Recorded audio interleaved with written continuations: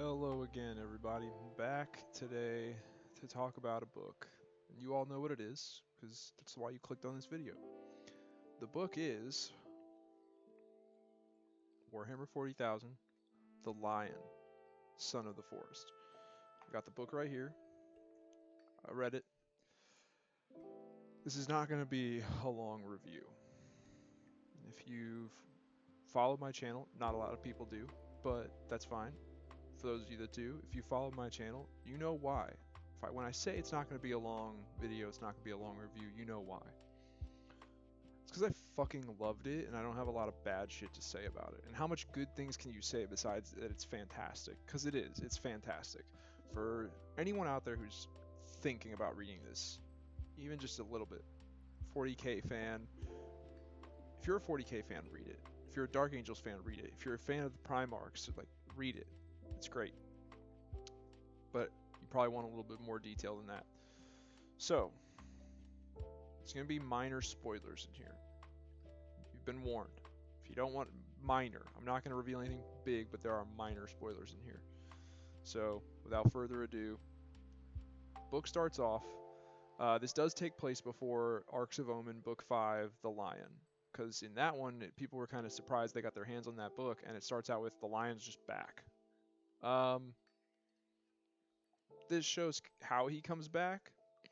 It does not really show how he comes back. It shows how he comes back without showing how he comes back. The Lion, chapter 1 opens up, and he wakes up in a forest that looks like Caliban. It's how he describes it. At first, he has no idea who he is, no idea where he is. He has no memory.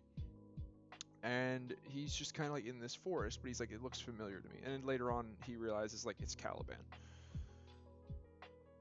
There's some mystical, warpy shit that happens while he's there, and then he starts to walk through the forest. And at some point, it transitions from the looking like the forest of Caliban into the forest of this other planet. And he encounters these humans who are being attacked by this like savage beast. And by the way, he wakes up and he's in this armor that he's got like on the cover. Like he's already wearing the armor. He does not have the sword or the shield, but he's in the armor. Where he got the armor, and it's green. Like it's not the black armor of the Horus Heresy, it's greens. Where he got the armor, we don't know. How did he end up in this forest? We don't know, but he's there. And he finds these humans on this world who are being chased by this beast, so he fights the beast with his bare hands and beats its ass. And then the humans are like, he's like being nice to the humans. He's like, can you tell me what planet I'm on? Where are we? What's the date? Blah, blah, blah. And eventually they're like, you should come meet our protector. He knows a lot of shit. So the Lion follows them back to their little like encampment. Turns out they're refugees because their planet was attacked. This is post fall of Cadia, post the creation of the Great Rift, and the Lion and what's going on here is on the opposite side of the Great Rift from Terra. They're in Imperium Nihilus. And this also takes place after the Dark Imperium trilogy. Like at this point in the story, Rabute Gilliman he's had his confrontation with Mortarion. He burnt Nurgle's garden, and he took his fleet in the Indomitus Crusade through the Great Rift, crossed it. They're in Imperial Nihilus. They've already met up with Dante and the Blood Angels. He reinforced the Blood Angels with Primaris Marines, and then that's about where we're at when this takes place. So, the humans on this world, they're refugees because their world has been, in the wake of the Great Rift, their world has been ransacked by a chaos warband called the Thousand Eyes. Guess who the fuck they worship? That's right, it's Tzeentch. It's that feathery bird fucker's ass. So, yeah. Thousand Eyes, Chaos Warband, that's the enemy of the book. The main enemy of the book, anyway. And the Lion follows these people, these refugees, back to their like refugee camp where they are being protected by a fallen Dark Angel from the Horus Heresy named Zabriel. The Lion, upon seeing this dude, something snaps and like his memory just comes boom, like hits him, and he comes flooding back. He remembers who he is. He remembers the heresy. He remembers the battle, the breaking of Caliban. He remembers all of it. He remembers Luther. All of a sudden, it just comes flooding back. And at first, Zabriel, this Dark Angel, and him start to kind of fight. But Zabriel's like, the lion just kind of pins him to the ground. Zabriel didn't really have a chance. He's a fucking Primarch. The lion just kind of pins him to the ground and is like, what the fuck's going on? And Zabriel's like, well, you tried to... The first thing Zabriel says is, what's going on? How about you start with where the hell you've been the last 10,000 years? Long story short, what had happened was, when the breaking of Caliban took place, a lot of the fallen Dark Angels got sucked into the warp, and they were spit out at various moments in time. Zabriel was spit out only about 400 years prior to the events of this book. So, and a lot of the other some of the other fallen Dark Angels, some of them were spit out 30 years ago, some of them were spit out 100, yada yada yada. So even though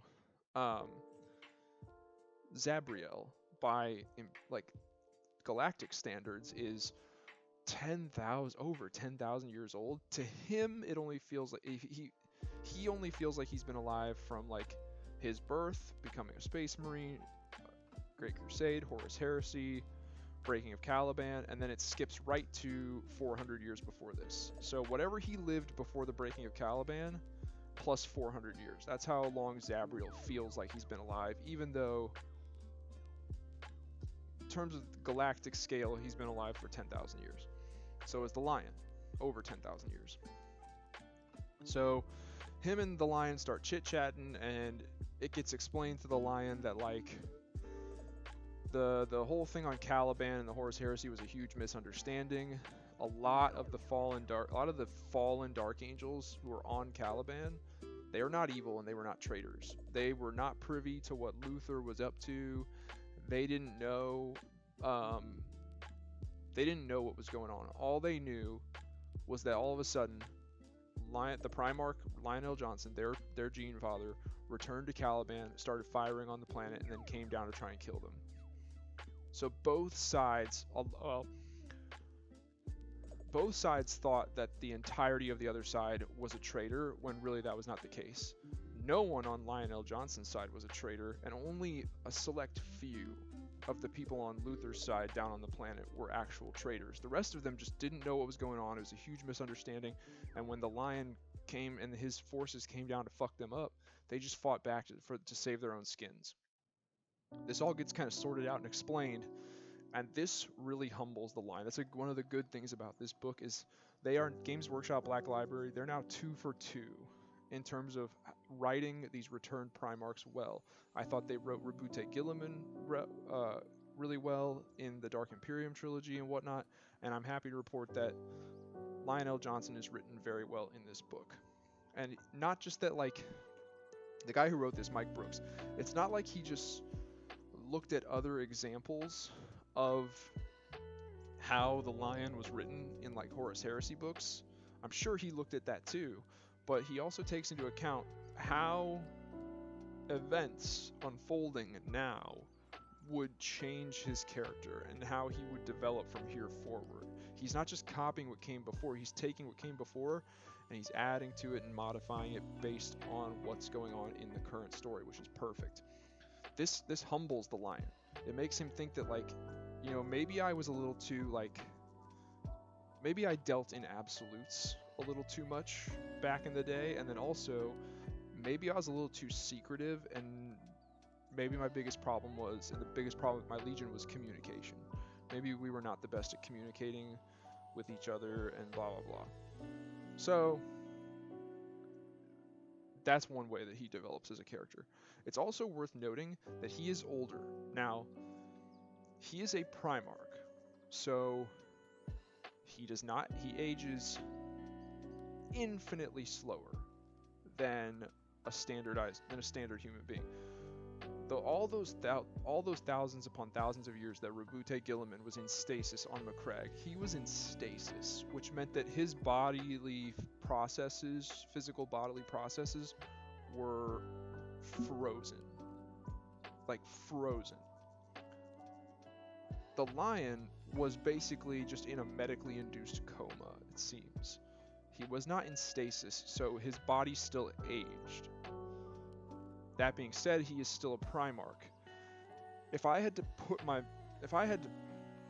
put a number on it, I would say that, and he references it in the book. He talks about how very early in the book he fights some traitor heretic Astartes, and he thinks one of them has put some kind of like curse, like warp magic on him, and he like puts his sword to his throat. Also, the sword is, he names it fealty, and he just kind of finds it.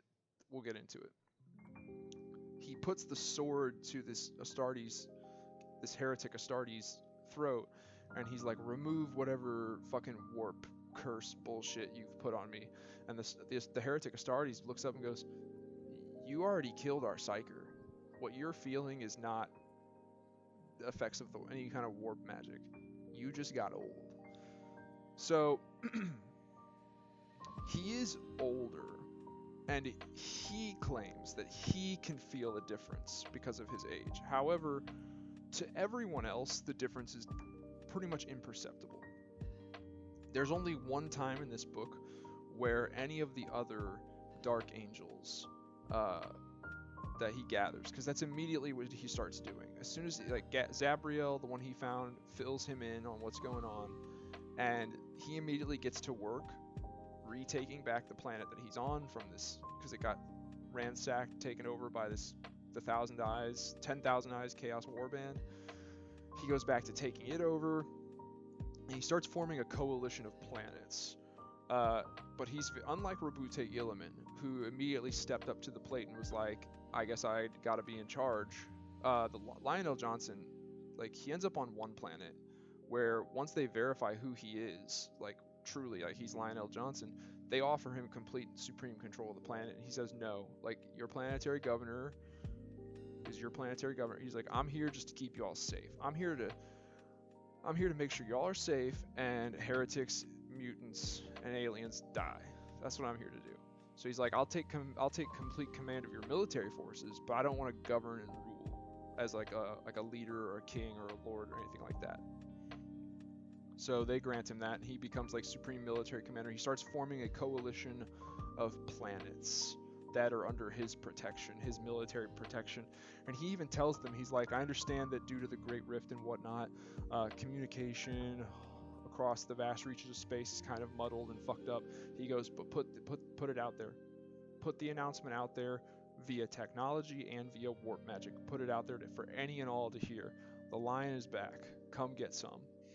And yeah, that's basically it.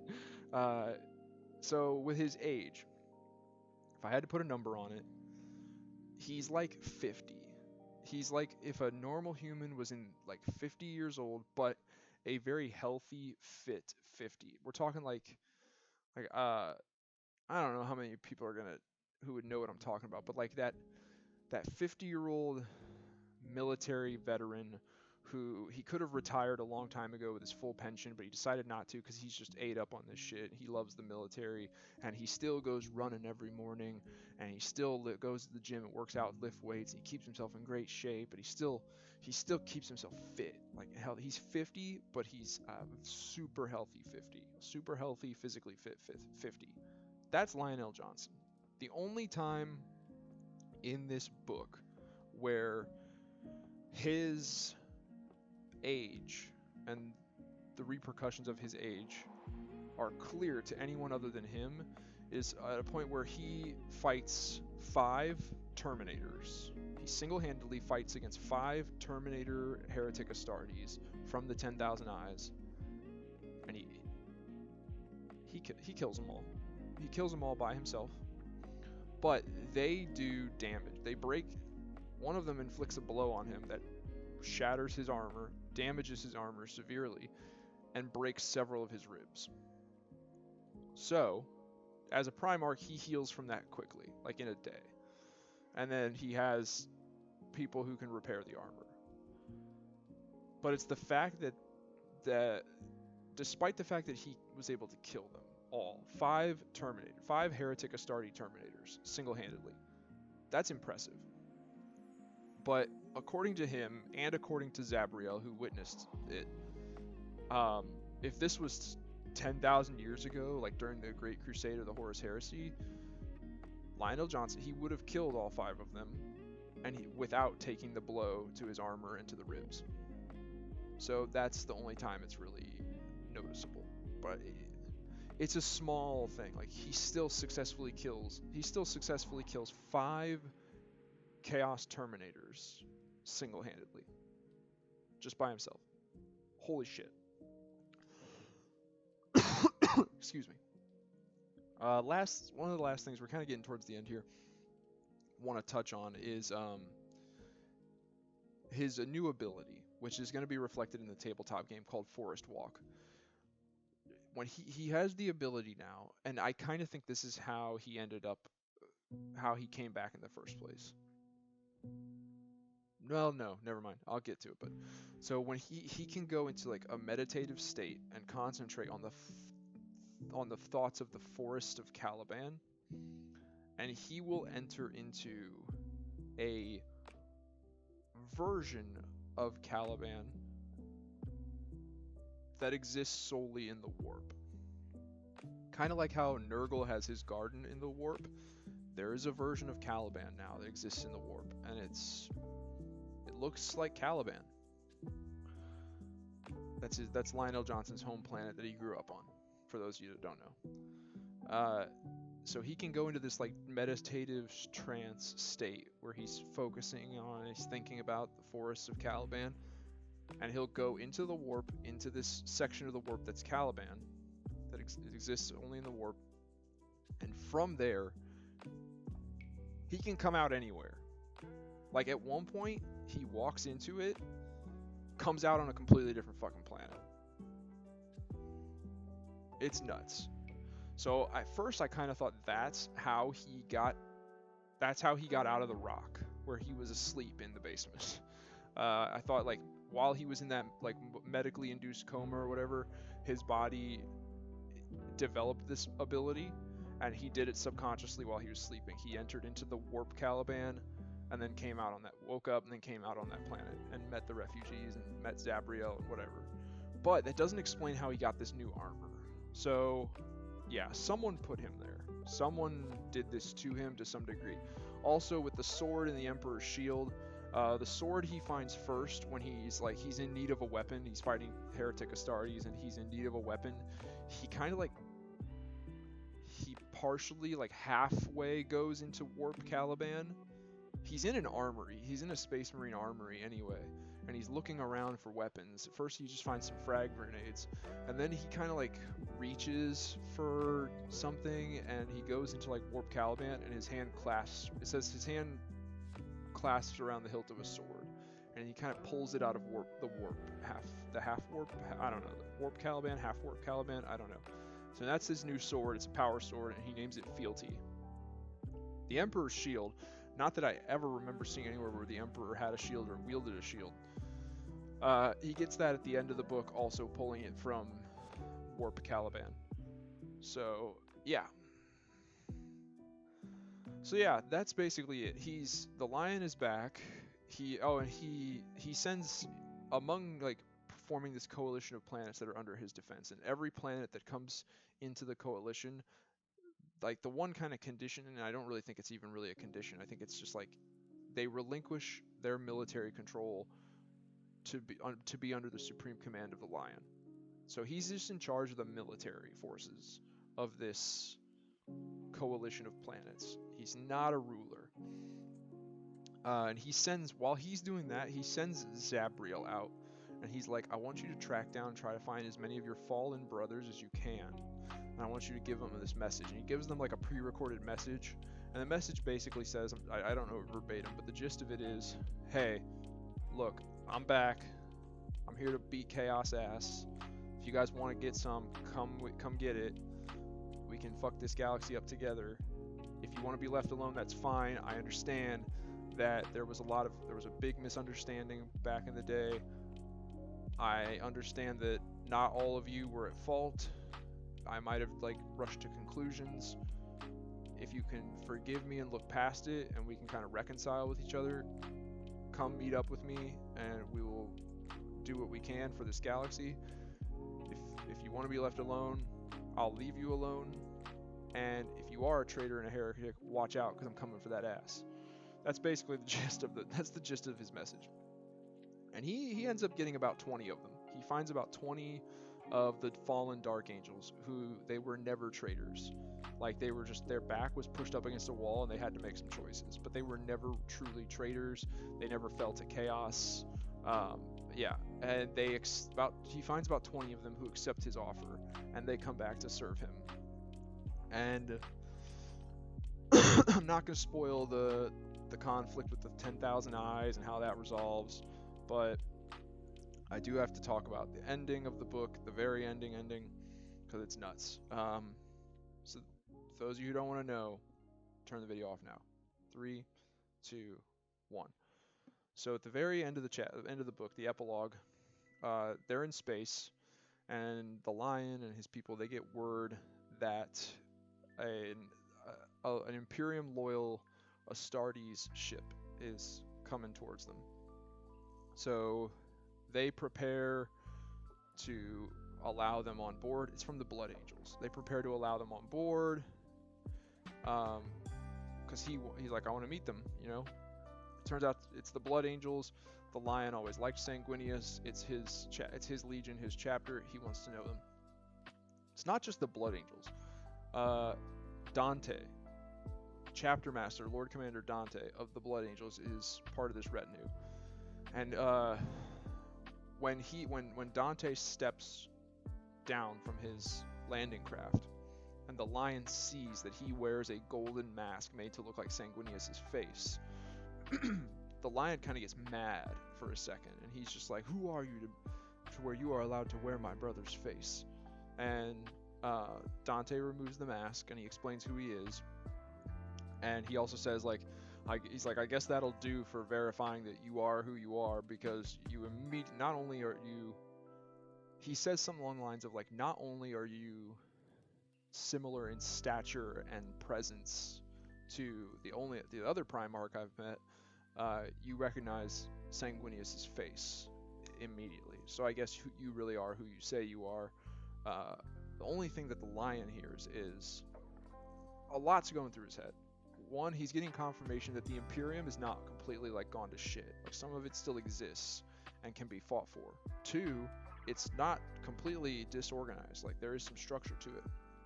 And then 3, and this is the biggest one he hears, which means the most to him.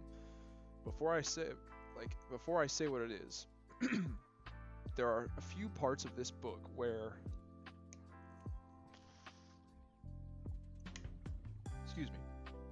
there are a few parts in this book where the Lion he's remembering different things about his brother Primarchs, and at least twice it happens where he thinks of Guilliman, Bobby G, and he thinks, that motherfucker.